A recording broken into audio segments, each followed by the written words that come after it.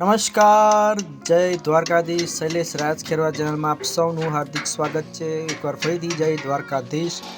તો ચાલો, ચણા હલરમાં કાઢવાના છે. હલર આવી ગયું છે, તો બધું સેટિંગ કરી રહ્યા છે ભાઈ, હલરવાળા ભાઈ.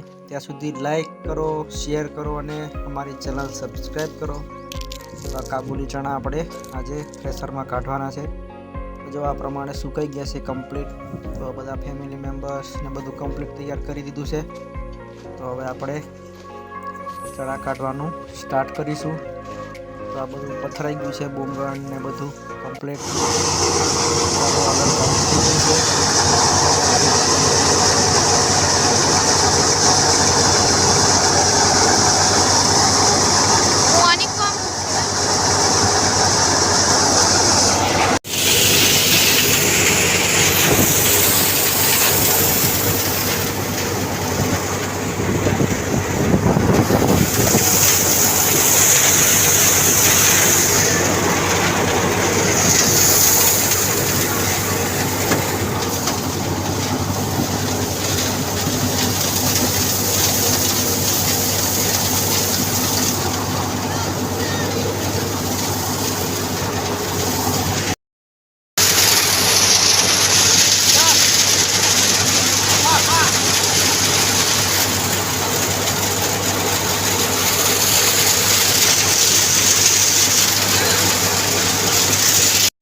તો ફાઇનલી આપણા ચણાનું હલર બંધ થઈ ગયું છે. તો ચાલો તમને બતાવું આપણા ચણા કેવા નીકળ્યા છે.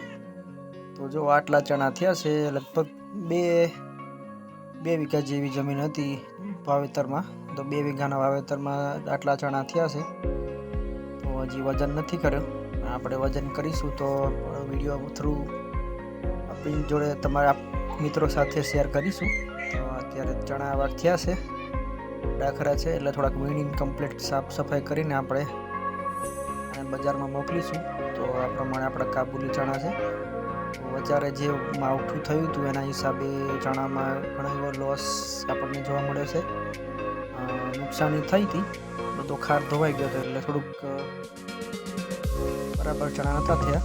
કંઈ વાંધો નહીં, જે ઉપરવાળાની મરજી હોય એ જ થાય.